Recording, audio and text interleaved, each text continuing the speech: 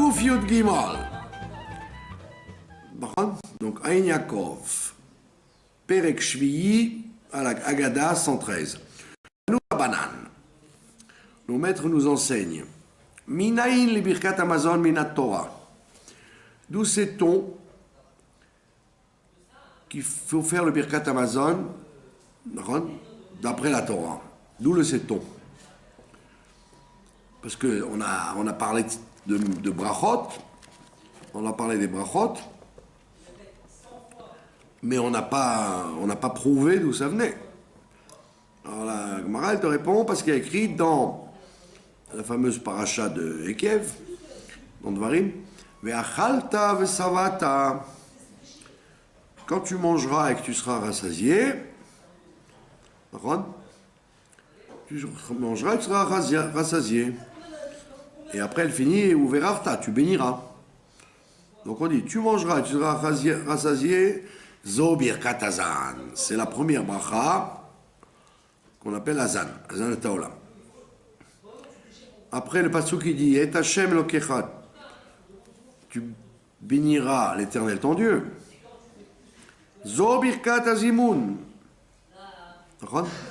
C'est la birkat azimun. Qu'est-ce que c'est birkat azimun? Avant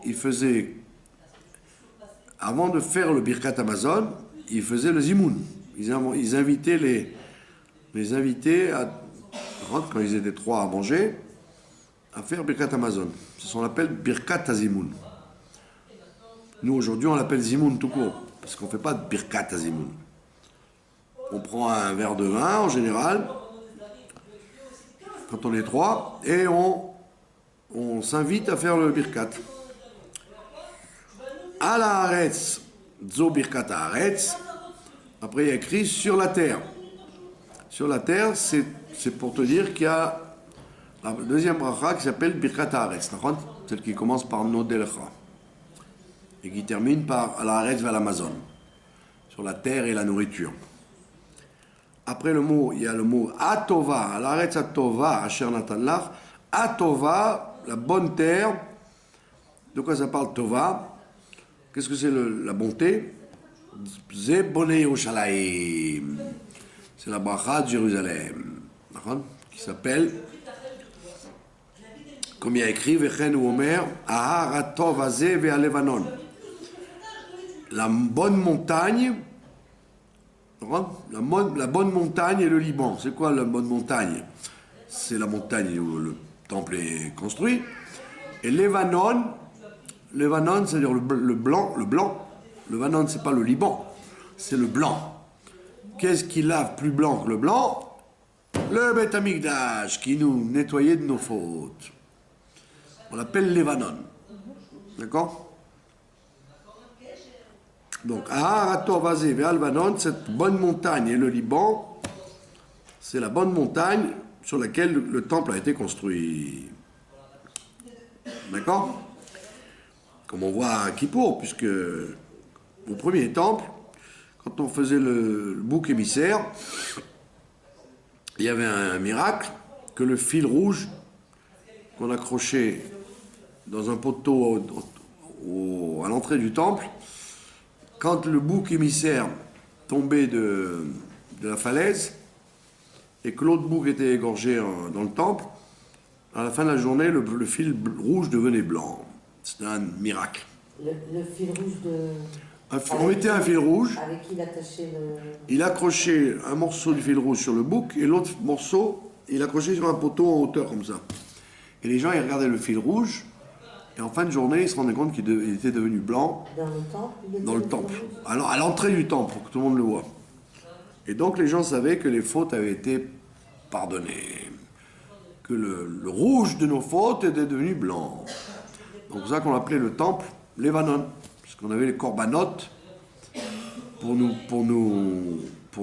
pour expier les fautes. Bon, maintenant qu'il n'y a plus le temple, alors qu'est-ce qui expie les fautes? Ben, la Torah et la Tzedaka. Donc, quand tu dis Atov Azeh Ve'al Levanon, tu fais allusion à la troisième bracha, qui est la bracha de Jérusalem. Bonne Benachama Yerushalayim. Amen. Après, il y a écrit Asher Natan Lach, que Dieu t'a donné. De quoi ça parle? Zoatov Ametiv, il s'agit de la bracha, la quatrième bracha, qui s'appelle Atov Ametiv. Alors, c'est cette bracha qui a été instaurée quand après le massacre de la ville de Bétar, à Masada, là-bas, ils ont tué tout le monde. Et c'était l'empereur Adrien qui était le roi à l'époque, au temps de Bar Korba. Et donc, lui, il était d'une cruauté énorme, puisqu'il a écrasé dans le sang Bar Korba et tous ses soldats et tous les gens qui étaient avec la révolte, quoi. Puisqu'il y avait pratiquement tout le pays qui était repris en main par les forces de Bar Korba. Et comme Bar Korba n'a pas écouté son oncle, Rabbi Elazar Amoudaï, qui lui avait dit il ne faut pas se révolter contre les Romains, le temps n'est pas venu. Et Rabbi Akiva, lui, il a soutenu, puisqu'il a cru que c'était le Mashiach. Il a soutenu et Bar Korba n'a pas écouté. Et donc il a été écrasé. Et donc le rêve messianique a disparu jusqu'à très longtemps. Et d'ailleurs, les commentateurs le considèrent comme un faux messie, quoi. Bon, mais Kitsour, donc ils ont... Enfin, la Gemara, elle exagère, mais elle dit une chose effrayante. Elle dit qu'il y avait tellement de sang, qu'il y avait du sang depuis Bétar jusqu'à Elat. Bon, c'est une exagération que la Gemara, elle veut faire pour montrer qu'il y avait des milliers de morts. Et alors, Adrien, en plus du massacre, il a interdit de les enterrer. En plus, il n'avait pas le droit d'enterrer. Et donc, après, ça s'est calmé. Il y a eu un fameux empereur très connu, qui était copain de Rabbi Yehuda Hanassi, qui s'appelait Antonin. Antonin le Pieux. Lui, il était gentil. Et il était pas seulement gentil, on dit même qu'il s'est converti par la suite. Il était ami de Rabbi Yehuda Hanassi, et lui, apparemment, ce serait lui qui a donné l'autorisation d'enterrer les gens qui étaient morts à Rougué Bétar. Les morts du royaume de Bétar. Bétar Élite, la ville de Bétar, c'était la capitale, c'était pas une ville. C'est la capitale, et pratiquement toute la Judée était dans les mains de Bar Korba. Donc il y a eu une permission d'enterrer les morts, et il y a eu un grand miracle, qui se sont rendus compte que les morts n'avaient pas pourri, alors que des années avaient passé. Des années avaient passé entre Adrien et Antonin. Donc c'est un très grand miracle d'avoir l'autorisation de les enterrer et qu'ils restent entiers. Et donc ils ont instauré la bracha de Atov Ametiv. Et là, c'est une bracha qui ressemble à ce qu'on a dit tout à l'heure, qu'à savoir que quand même on croit que tout est perdu, en vérité, tout peut être renversé positivement, même en galoute. La bracha d'Atov Ametiv, c'est pour dire que Dieu, il est bon et il fait du bien. Et donc, ça veut dire que même ce que toi, tu croyais être perdu, quoi, après des années, on trouvait un corps entier, avec la chaleur qu'il fait un peu partout. Il y a les maladies aussi. Et les maladies, etc. Donc, c'était miraculeux. Et donc, tous les jours, quand on fait le Birkat Amazon, on dit la bracha Atov Ametiv. Dieu qui est bon et qui fait du bien. Voilà. Je ne comprends pas, Rabbi Akiva, il n'avait pas le roi HaKodesh Il n'avait pas roi HaKodesh. Ben, on peut avoir roi HaKodesh jusqu'à demain matin, ça n'enlève pas le libre arbitre. Mais par combat, il avait le libre arbitre. Il n'a pas écouté les conseils de son tonton. Il demande pourquoi Rabbi Akiva, il a cru que c'était le Mashiach. Ben, il aurait pu. Il aurait pu. Il avait les potentiels pour ça. Mais il avait le libre arbitre. S'il avait écouté son oncle, peut-être qu'il aurait été le Mashiach. Oui, son oncle lui a dit c'est pas le moment pour l'instant. Calme le jeu. Ne commence pas la révolte jusqu'au bout. on leur a donné des tannés suffisamment aux Romains, calme le jeu. Et l'autre, il a dit, mais tonton, alors, tu sais pas qui je suis, tu sais pas que l'heure est propice. Et Rabbi Elazar Amodaï lui a dit, tu sais pourquoi tu gagnes? C'est parce que je prie tous les jours. Je prie tous les jours. Mais si je m'arrête de prier, tu vas perdre. Il s'est disputé avec lui, et il lui a donné un coup de botte. Bar Korba, et il a tué son oncle. Il était vieux. Il a donné un coup de botte, ça doit être une botte militaire avec du fer. Il en est mort. Et dès le lendemain, il a perdu les combats. Parce que c'était grâce à la prière de son oncle. Donc ça veut dire que Bar Korba, il était soutenu par Rabbi Akiva. Et son oncle, qui était aussi un Tana, il a dit, c'est vrai que tu as des potentialités de... Mais l'heure n'est pas arrivée. Il faut, pour qu'une chose arrive, il faut l'homme et le temps. Moshe Rabbeinu, il était l'homme pour délivrer, mais tant que le temps n'est pas arrivé, il n'a rien fait. Quand il a eu le feu vert, il a fait. Si tu n'as pas l'homme et le temps, ça ne marche pas. La preuve, c'est que la tribu d'Éphraïm, elle a voulu sortir avant son temps et elle s'est fait écraser. C'est-à-dire, ça ne suffit pas qu'il y ait un temps, il faut qu'il y ait l'homme. Il ne suffit pas qu'il y ait l'homme, il faut le temps. Ils ont été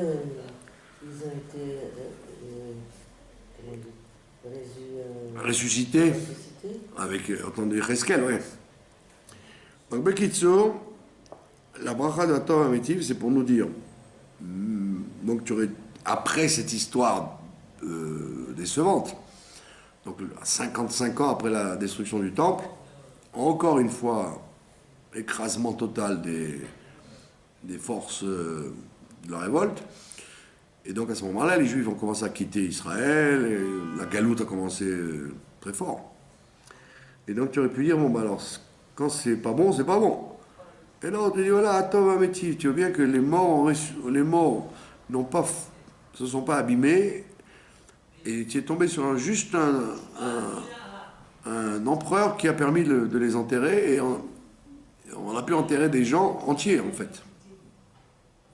Donc c'est pour ça que quand tu fais cette prière le matin, enfin dans la journée, quand tu fais le Birkat, tu dois dire que même dans la galoute, il peut y avoir des miracles inattendus, quoi, prodigieux. Donc chercher une maison en Aron, c'est Katan. C'est une petite chose pour le bon Dieu, s'il a pu, dans la force de la galoute. Il faut croire, il faut croire. Il faut faire ce qu'on a à faire et croire. Voilà, Dieu il est Kol Yachol, il peut tout. En li ela leacharav. Alors la Gemara, elle te dit, voilà, là j'ai appris que je dois faire des brachot après avoir mangé. J'ai compris. Tu me dis, tu béniras Dieu quand tu auras mangé, donc tu m'as expliqué la première, la deuxième, la troisième, celle des morts de bêtards, ok. Maintenant, d'où je sais qu'avant de manger, je dois faire aussi. La Torah n'a pas dit avant de manger, tu feras. Elle a dit quand tu auras mangé, tu feras. Alors maintenant, d'où je sais que les Rabbanan vont instaurer une bracha avant de manger, alors il te dit Amarta kalvachomer, je vais te dire un kalvachomer, un raisonnement a fortiori. Quel est-il? C'est quoi le raisonnement a fortiori? Que Shehu Savea Mevarech. Quand quelqu'un il est rassasié, il fait le Birkat Amazon. Il bénit Dieu quand il est rassasié. Quand il a faim, Lo Kol Sheken. Si déjà une fois que tu as mangé, au lieu de montrer de l'ingratitude en disant maintenant j'ai mangé, je me sauve, comme la blague, et tu t'es sauvé. Au lieu de dire tu t'es sauvé, on dit non, tu béniras. Donc c'est-à-dire tu n'es pas ingrat. Maintenant que tu as le ventre plein, tu remercies Dieu. On dit si déjà quand tu as le ventre plein, tu remercies Dieu. Quand tu as le ventre vide, c'est pas à plus forte raison que tu vas pas bénir Dieu. en disant merci mon Dieu de m'avoir mis quelque chose devant moi.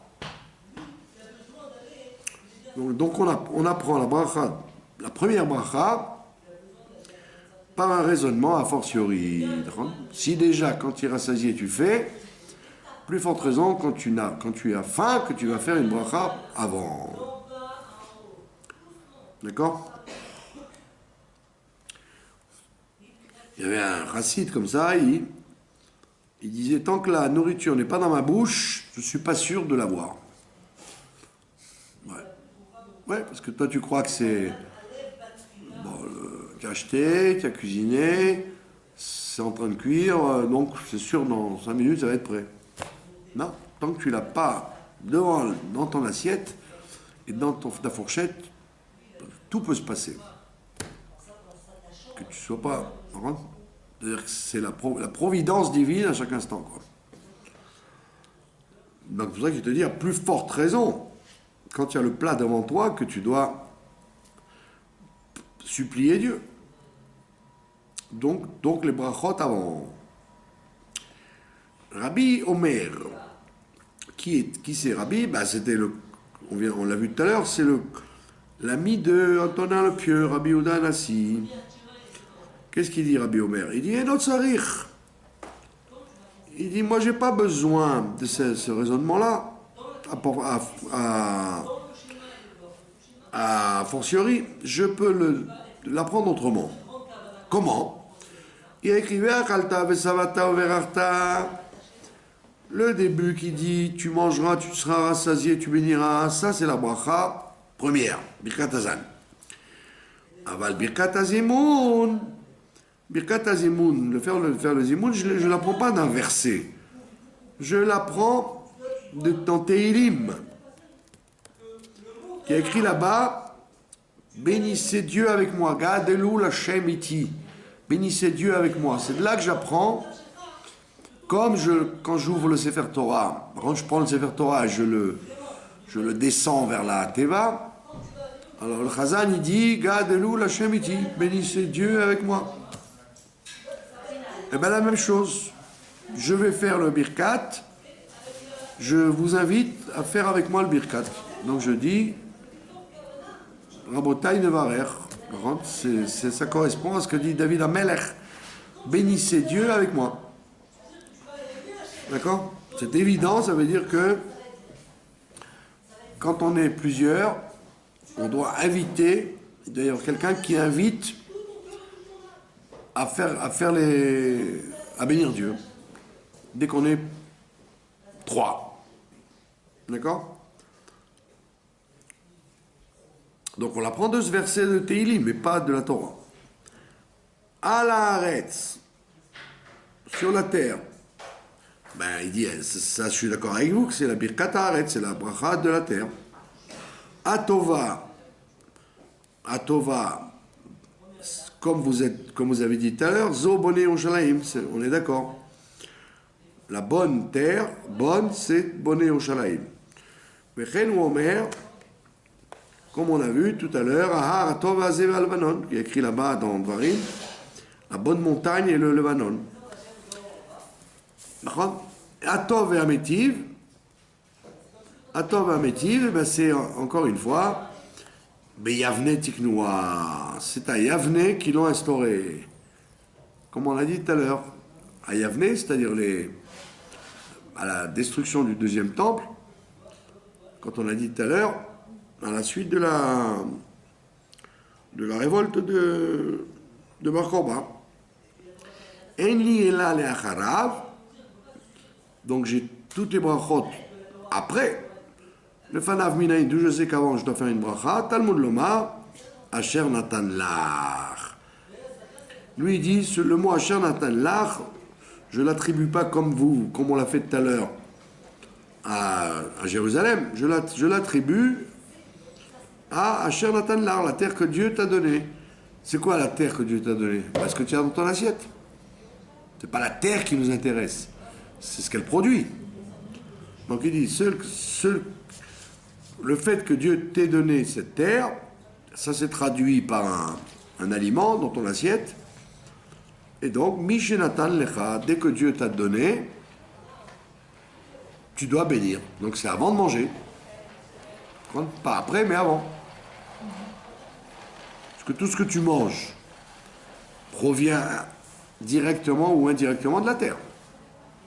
Même si tu manges du fromage, ben, ça vient de la vache qui mange de l'herbe, de la terre, etc., etc. Donc il dit, Rabbi Yehuda Hanassi, dès que tu as le résultat de la terre sur toi, devant toi, remercie Dieu. Donc lui, il dit en fait que ça vient de la Torah. Que de bénir les brachot, c'est la Torah qui te le demande. Heureusement que la halakha n'est pas comme lui, parce que sinon, ça veut dire que les brachot d'avant seraient aussi de la Torah comme la bracha de la fin. Ça veut dire que si tu as un doute, si tu as fait Birkat Amazon, d'accord? Alors on dit, si tu as un doute, eh ben, tu es censé refaire le Birkat Amazon, puisque c'est de la Torah. Tu ne te rappelles pas? Tu dis, j'ai mangé du pain, mais est-ce que j'ai fait Birkat Amazon? Je ne me rappelle pas du tout. Bon, c'est vrai que c'est rare. En général, on oublie plus facilement les brachot légères. Là, il faut vraiment être très, très préoccupé par autre chose pour ne pas avoir pensé qu'on a fait Birkat Amazon. Mais ça peut arriver. Donc, quand il y a un doute comme ça, ben, tu refais Birkat Amazon. Qu'est-ce qu'on fait concrètement, par exemple? Si on a un doute, alors on se lave les mains sans bracha, on mange du pain sans bracha, 30 grammes encore, et on fait un Birkat Amazon en disant, si j'ai fait tout à l'heure, alors c'est que pour les 30 grammes de maintenant. Si j'ai pas fait tout à l'heure, le Birkat que je vais faire maintenant comportera ce que j'ai mangé aussi avant. Donc on te laisse pas sortir comme ça, quoi. Birkat Amazon, c'est de la Torah, tu as un problème, tu sais pas, tu l'as fait, mais on va te le faire refaire, par doute. Maintenant, si, comme Rabbi Yehuda nous le dit, les brachot d'avant, c'est ce qui est écrit à Shana Lach, c'est écrit dans la Torah. Donc, d'après lui, même les brachot d'avant seraient aussi de la Torah. Donc, il serait très embêté si tu avais oublié de faire chez Akol ou Maisonot, ou ça arrive. Une fois tu manges, tu dis, mais ce que j'ai fait la bracha avant de manger, là c'est fréquent. Donc, d'après Rabbi Yehuda Hanassi, tu serais bien embêté. Puisqu'on t'obligerait à trouver une combine pour la refaire, la bracha. Alors que l'on te dit non. Si tu as un doute, tu ne refais pas. Tu n'as pas le droit de continuer. Tu n'as pas le droit tu as un problème de continuer. Parce que si tu ne l'as pas faite, c'est un problème de manger sans bracha. Bon, aujourd'hui, on est une génération riche. D'accord? Donc, on s'arrange pour prendre un autre aliment inattendu et on fait dessus la bracha, comme ça on est tranquille. Tu as pris un morceau de chocolat. Tu dis, est-ce que j'ai fait chez Akol ce chocolat? Quand tu ne te souviens plus, alors on dit, bon, prends un verre d'eau et fais chez Akol. Comme ça. Mais si Nagui on a bu un verre d'eau 10 minutes avant, ça peut couvrir tout, non? Oui, si tu n'avais pas l'intention de manger ce chocolat parce qu'il n'était pas dans ton univers à ce moment-là, tu dois faire. Donc on voit bien que aujourd'hui on ne fait pas comme ça, on ne refait pas, on te dit bon, arrête-toi de manger, on nous prend autre chose et fais ta bracha finale et arrêtons là les frais. Mais d'après ce qu'il dit là, Rabbi Yehuda, mais tu serais obligé de refaire la bracha. Heureusement que la halakha n'est pas comme lui. Rabbi Yehuda, la halakha n'est jamais comme lui quand il est contre tous les chachamim. Donc, nous on tient que les brachot d'avant, c'est de Rabbanan, c'est pas d'Oraïta. D'accord? Voilà. Rabbi Yitzhak Omer, lui dit donc, je n'accepte pas ni votre raisonnement par a fortiori, votre raisonnement que vous avez sorti a fortiori, que quand tu es affamé, à plus forte raison, et je n'accepte pas non plus ta chita, toi, Rabbi Yehuda, de me dire, d'apprendre ça du Passouk Mishenatan Lach. Moi, je dis, il n'y a pas besoin de tout ça. Arei ou Omer, je me rappelle que dans le Chumash, à propos de après le passage de la mer Rouge, qu'est-ce qu'il y a écrit là-bas? Uverach et lachmecha et memecha. Il y a écrit que Dieu bénira ton pain et ton eau. Altikre uverach, ne lis pas il bénira. Et là, uvarech, lis uvarech, ça veut dire béni. Moi, je le lis pas comme un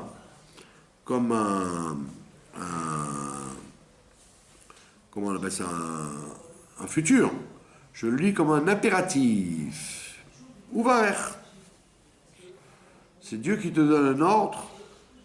Il te dit bénis ton pain et ton eau.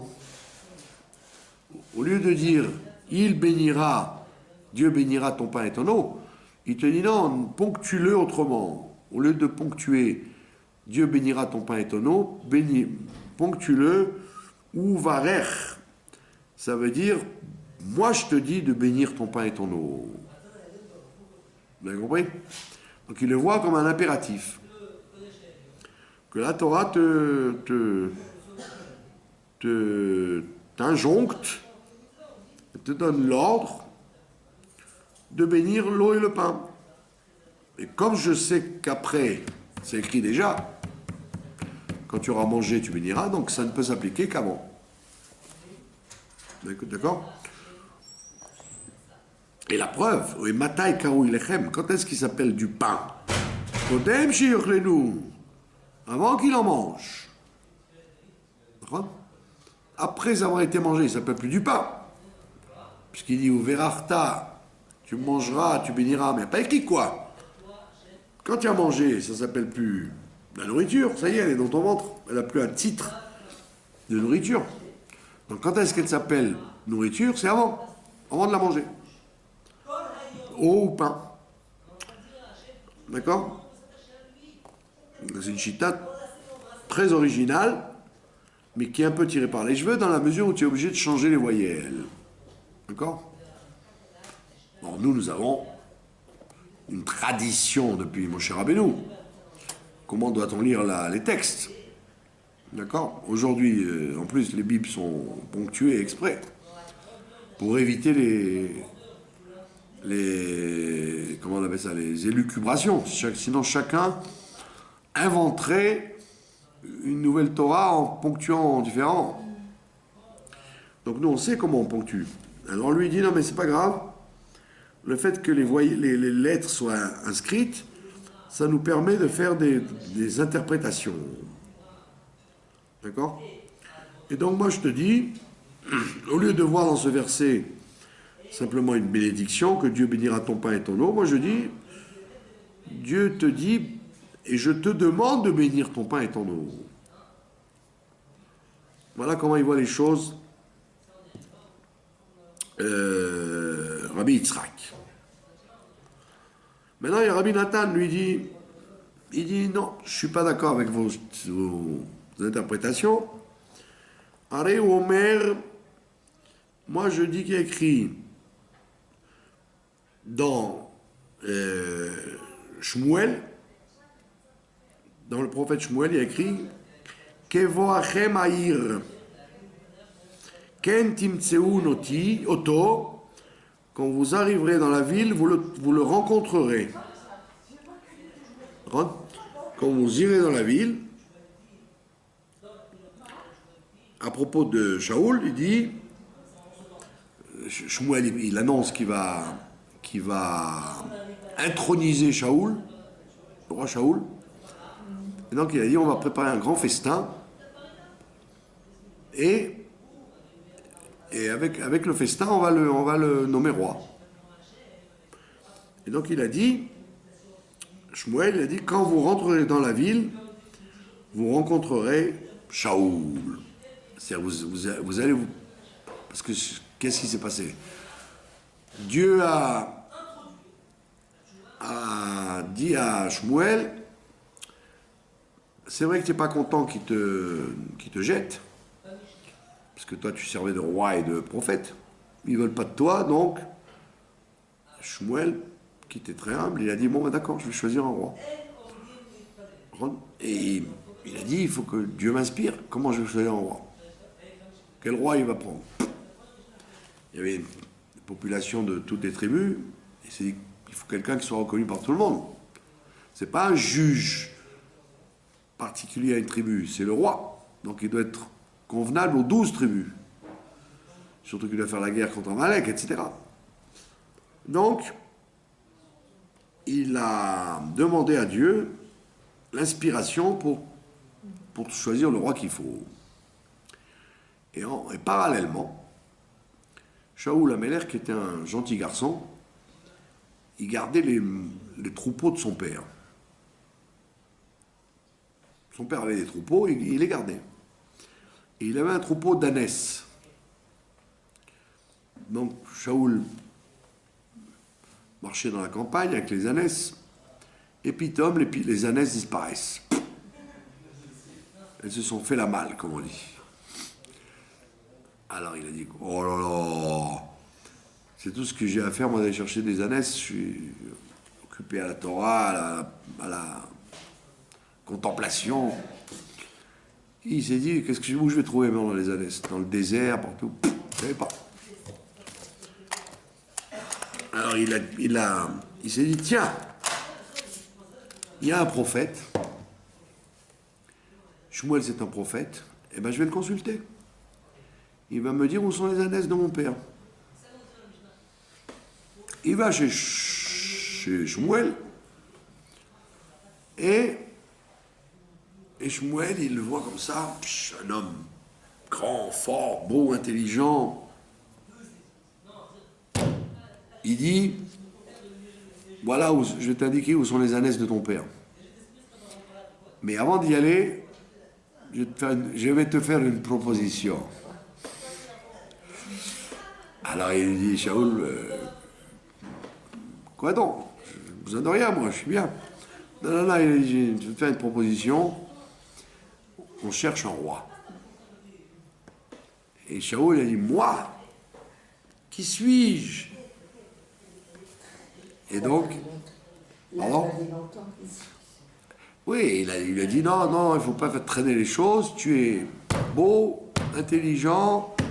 Mais il n'avait jamais vu avant. Non, il ne le connaissait pas. Et donc il a dit, il a été ébloui par son allure. Un bel homme et tout, d'une intelligence remarquable, dépassé d'une tête tous les gens. C'était l'homme qu'il fallait. Et donc, il a accepté. En plus, il était de la tribu de Binyamin, avec qui ils avaient fait la paix depuis à l'époque où il y avait des guerres avec Binyamin. L'homme qu'il faut. Et donc, Shaoul a dit, je cherchais mes ânesses, j'ai trouvé la royauté. Vous voyez, encore une fois, quand Dieu y veut, il a fait perdre les ânesses pour qu'il rencontre Shmuel. D'accord? C'est beau ça, j'ai cherché les ânesses. Ouais, j'ai cherché les ânesses de mon père, j'ai trouvé la royauté. D'accord? Donc on voit bien que... Donc maintenant... Et vous voyez que la grandeur de Shmuel, c'est qu'il aurait pu dire au bon Dieu, écoute, ils m'ont mis dehors, ils m'ont jeté dehors, et c'est moi qui dois trouver mon remplaçant, c'est quand même... Mais il a dit non, il était d'une humilité extraordinaire, il a accepté de jouer le jeu, et non seulement ça, comme il était accepté par tout le monde, il leur a dit, voilà, on va faire une grande fête, et moi, je vais l'introniser comme roi, donc vous allez être d'accord avec moi. Et donc il s'attendait. Vous savez quel âge il avait, Shmuel? 10 ans. Il avait 10 ans. C'était une pointure, hein. Il avait 10 ans. Et les gens, ils acceptaient Ben oui, c'est un prophète. Ben, depuis l'âge de 2 ans, il était prophète déjà. Pardon? Pourquoi c'est pas lui qui pouvait devenir roi? Parce qu'il était que juge. Il était que juge, il n'était pas roi. Ouais. Oui, il était juge. Et il ne voulait pas la police, il voulait pas... Il leur disait, par la Torah, je vous change, je vous enseigne. C'est le peuple qui voulait pas qu'il soit roi. Le peuple voulait un roi comme les Goïs. Il voulait un roi flic. avec une armée, avec... et Moshe Shmuel leur a dit, faites attention, vous allez regretter un jour. Et ils ont vite regretté, parce qu'après, quand Shlomo est devenu roi, au début, il était aimé par tout le monde, et après, comme il y avait plein de femmes, il fallait un budget énorme, et donc il n'arrêtait pas de pressurer les gens d'impôts, et les gens l'ont jeté dehors. Ils l'ont jeté dehors? À Shlomo, ouais. Ils l'ont haï. Ils ont dit, non mais dis donc, ouais, oh, toute notre mascorette, notre salaire il passe dans tes caisses pour tes palais, tes femmes et tes trucs, dis-moi, oh, jusqu'où on va comme ça? Bon, donc il s'est sauvé, enfin, toute une histoire, quoi. On ne connaît pas cette histoire. Ah ouais. Donc il y a un livre d'Edmond Fleck très connu, Salomon raconté par les sages, qui raconte tous ces midrashim. Quand il a été chassé, il est devenu roi de Jérusalem seulement. Après, il a été chassé même de Jérusalem. Il a erré dans le monde. Et c'est pour ça qu'il a écrit Kohelet à la fin de sa vie, quoi. Non, mais moi, je connais En disant, tout est vanité. Il a été chassé par le roi des démons. Voilà, exactement.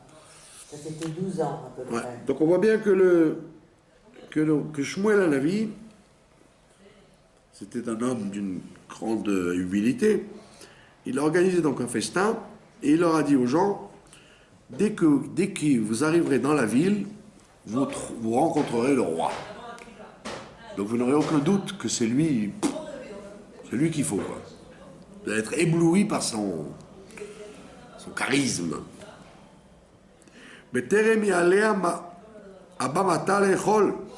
Avant qu'il ne monte sur l'estrade pour manger. Donc même quand il mangeait comme un roi, quoi. C'était un personnage très très impressionnant. Kilo yochal aham ad boho. Et il a dit, il est clair que personne ne mangera tant qu'il n'est pas arrivé. Pas comme les Israéliens qui ont fini le repas de la brite avant que le Moël n'arrive pour faire la mila. Ils ont déjà fini tout ce qu'il y a sur les tables avant que ça commence. Il dit là, personne ne touche à rien tant que le roi n'est pas arrivé. Donc à l'époque, les Israéliens, ils savaient se tenir. Parce c'est lui qui va bénir le sacrifice. Ça veut dire qu'on ne va pas manger de la viande comme ça, stam. On va offrir des sacrifices à Dieu et de cette viande-là, on va manger. Mais à ce moment-là, une fois qu'on aura offert les corbanotes, d'accord, on bénit, et après mangeront les gens qui ont appelé. Qu'est-ce que ça veut dire quoi, ils ont appelé? Qui c'est qui a appelé? Qui c'est les appelés? D'accord? Les appelés, c'est pour dire les gens qui appellent Dieu. C'est-à-dire les gens qui font la bracha, ils auront le droit de manger. C'est ça que ça veut dire. D'accord? C'est-à-dire que de cette histoire-là de Shmuel et de Shaoul, tu apprends que Shmuel leur dit, vous n'auront l'autorisation de manger au festin que ceux qui font les brachot avant de manger. On n'est pas des sauvages, c'est ce qu'il a dit. D'accord? Et comme il dit Rashi, il dit que quand on fait un korban, on devait dire Baruch ata Hashem, Asher kideshanu b'mizotav etzivanu le'echol et hazevach. Avant de manger un korban, on devait dire la bracha du korban. Comme nous, cette année, quand nous mangerons le korban Pessah, nous ferons les brachot, la bracha du Pessah. Asher kideshanu b'mizotav etzivanu à la Pessah. D'accord? Mais Kol Kach Lama, alors il dit pourquoi il a eu besoin de faire cette discipline? Avant de faire taire tout le monde, dire on ne commence pas à se mettre à table tant qu'il n'est pas là, tant qu'il n'a pas mangé, on ne mange pas si on ne fait pas les brachot. Pourquoi il a eu besoin de taper sur la table comme à tel point Shmuel? Alors écoutez bien mesdames, il dit pourquoi tant de préparatifs? Le fiche Anashim d'Abranioten, parce qu'il dit les femmes sont bavardes. Alors, comme les femmes, il y avait une Ezrat Nashim énorme qui voulait voir le roi. Ils ont dit, il est beau, il séduisant, il est grand, hein, les femmes voulaient venir. Donc on a installé une immense esplanade pour les hommes et une immense esplanade pour les femmes. Et comme il n'y avait pas de microphone à l'époque, il a été obligé de faire taire tout le monde pour pas que ce soit le chahut, que le repas se passe dans le chahut. Donc il a dit d'abord que les femmes se taisent, arrêtez de parler mesdames, et après on va entendre le roi faire la bracha et vous faire la bracha aussi avant de manger. Donc on voit bien que Shmuel, il avait une force de discipline, puisqu'il a réussi à faire taire des milliers de gens qui étaient agglutinés pour assister au repas. D'accord? Voilà, Rachid dit parce qu'elle n'arrêtait pas de parler. Elles étaient blablaeuses. Et donc il voulait qu'il y ait un silence religieux pour commencer la cérémonie de l'intronisation du roi. Ou Shmuel Amar, Shmuel c'est pas Shmuel Hanavi, hein, c'est le Shmuel l'Amora, il s'appelle Shmuel aussi. Lui il a dit Kedel istakel beyofio shel Shaul. Il dit non, il a fait taire tout le monde et il a fait attendre tout le monde de manger pour que tout le monde regarde la beauté de Shaul. Ça veut dire quoi? Ça veut dire que si tu veux un roi, il faut que le roi il ait une belle tête. Il faut qu'il ait une allure. S'il est vilain et s'il est bossu, etc., c'est pas flatteur. Tu n'auras pas envie de l'écouter, quoi. Tu n'auras pas envie de te plier à lui s'il est vilain. D'accord? Et donc, comme tout le monde a vu qu'il était beau, tout le monde a accepté son joug. Ben, vous voyez bien tous les présidents des États-Unis ou partout, quoi. Avant de se présenter, ils se refont les dents, ils se teignent les cheveux, ils se maquillent. Et oui, pour pas avoir l'air vilain. Les sondages montrent que la plupart des gens votent d'après la tronche du postulant, quoi. Clinton, par exemple. Tout le monde a voté pour lui parce qu'il ressemblait un peu au Kennedy. Il avait l'air des Kennedy. Plein de gens, c'est comme ça. Ils s'en fichent du programme. Ils voient si le mec il est beau ou pas. Mitterrand, il avait 2 dents. Je vous rappelais de ça, peut-être. Il avait 2 dents, des canines très très prononcées. Alors ça faisait genre loup, quoi. Et bien, ils doivent refaire les dents pour qu'il ait un sourire à la... Eh oui, un sourire. Pas vampire, quoi. Ah ouais, pas l'air d'un vampire. Sinon, il aurait perdu. Parce que dès qu'il souriait, on voyait 2 grandes canines. Dracula. Donc ça y est, il avait déjà au moins 2 ou 3%. 2 ou 3% en moins. Canine et sans canine, c'est tous des Dracula. Bah oui, il suce notre sang. Donc là, le roi Shaoul, Shmuel veut être sûr que les gens soient d'accord avec son choix. Alors, il a dit, chut, taisez-vous pour le voir comme il est beau. Et comme dit là le Passouk, Mishirmo Vamala, de son épaule et plus haut, il était plus grand que tout le monde. Une grande stature, ça veut dire. T'es pas petit comme Yitzhak Shamir. Hein. Vous voyez la photo de Ben Gurion avec De Gaulle, c'est rigolo. De Gaulle, il mesurait presque 2 mètres et Ben Gurion, il mesurait 1,50 m. Alors vous voyez la photo à l'Élysée, ça fait Ben Gurion qui le regarde comme ça et De Gaulle qui le regarde comme... Ça fait un peu dépareillé, quoi. D'accord? Donc là, il fallait qu'il ait l'air impressionnant. Et si vous avez malheureusement entendu des enterrements, quand il y a quelqu'un qui meurt à l'enterrement, il y a toujours quelqu'un pour dire ça. Mishirmo Vamala, il dépassait tout le monde. Il dépassait tout le monde d'une épaule, par sa beauté, nanana. C'est comme ça. Mais Rabbi Yochanan Amar, Rabbi Yochanan, il dit pourquoi il fallait faire taire le peuple à ce moment-là. Et ça, c'est important, ce qu'il va dire. Yochanan, il dit parce que She'ein malchut nogaat bachaverta afilu kimelo nima.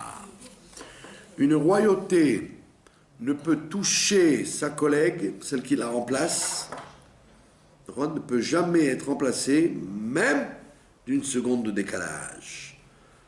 C'est-à-dire qu'une royauté ne peut remplacer une autre royauté qu'une seconde à l'autre.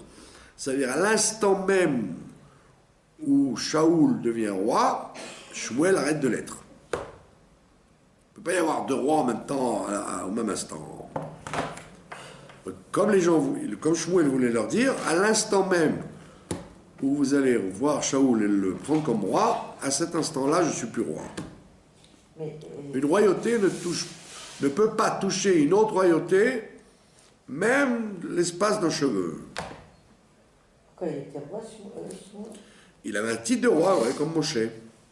Un titre, mais pas le statut, etc., etc. Donc on voit bien une grande question classique, qu'une royauté ne peut pas toucher une autre royauté, même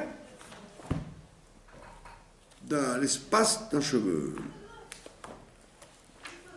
D'accord? C'est pour ça que Rashi explique longuement l'histoire du dernier jour de Moshe. Quand il dit là-bas que Yoshua, il a parlé ce jour-là. Il dit c'est pas normal, puisque c'est Moshe qui est encore Moshe. Alors pourquoi tu laisses parler Yoshua? Et pourquoi Moshe il écoutait? Alors il dit parce que sinon les gens ils auraient dit tant qu'il était là Moshe, il n'osait pas parler parce qu'il ne connaissait rien. Maintenant que Moshe n'est plus là, il se permet. Donc on dit non, pour pas que ça arrive cette erreur, il faut que Moshe soit là pour voir que Yoshua, tout ce qu'il dit c'est vrai aussi. Si quelqu'un il n'ose parler que quand il est devant des gens qui comprennent rien, les gens vont dire bon d'accord, tu parles à des ignorants, mais si tu avais parlé devant quelqu'un de plus fort que toi, tu n'aurais pas osé parler. Donc Moshe a accepté que Yoshua parle alors qu'il était encore là. Et rien que le lendemain, Moshe il a dit bon ben ça y est, je mets les clés sur la table. Vous avez compris? Donc à part ce cas exceptionnel historique de Moshe et Yoshua, on voit ici que Shmuel n'a pas voulu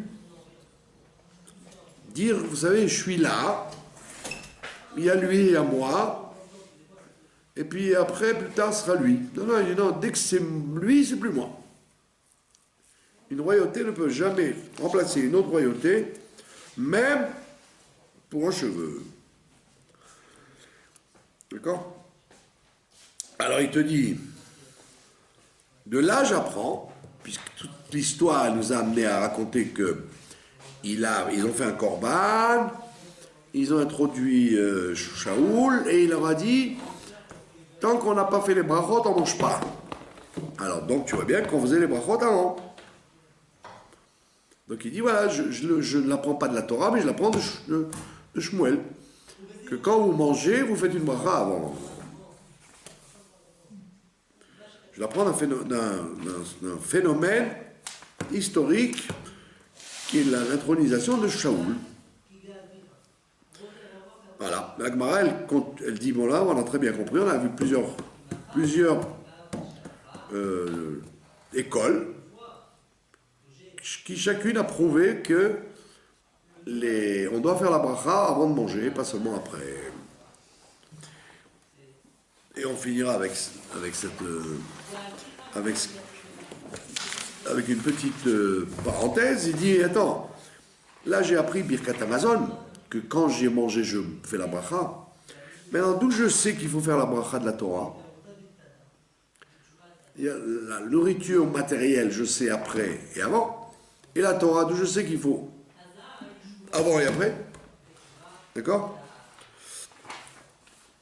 Eh bien, parce que quand on monte à la Torah, on fait la bracha Asher Bachar Banu, comme on fait le matin, dans des brachot, mais il y a une bracha après avoir lu la Torah. Il dit, d'où je sais qu'on fait une bracha après?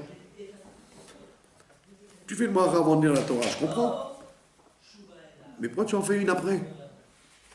D'accord? Bizarre. Alors il dit, Rabbi Ishmael, il te dit, mais c'est évident. C'est un kalvachomer, il dit. C'est un raisonnement a fortiori. Si déjà, quand tu manges quelque chose de matériel, la vie, ce que tu as mangé qui va ne te nourrir que quelques minutes, on te fait une bracha avant et après. La vie qui va t'apporter la vie future, Chaye Olam Haba, la Torah, Lo Kol Sheken, c'est pas à plus forte raison qu'on va te faire une bracha avant et après. On va pas faire moins pour la Torah qu'on ne le fait pour la nourriture. Dans la nourriture, on te dit, quand tu as mangé, tu bénis, et on t'a démontré que même avant de manger, tu dois bénir. Et il dit, mais dans la Torah, c'est pareil. Avant de lire, tu fais une bracha, et quand tu as fini, tu dois aussi faire une bracha. Tu dois comment on dit ça, clôturer ta lecture par une bracha, comme tu l'as commencé. Voilà. Pas de questions? Pas de questions. Je vous remercie de votre attention.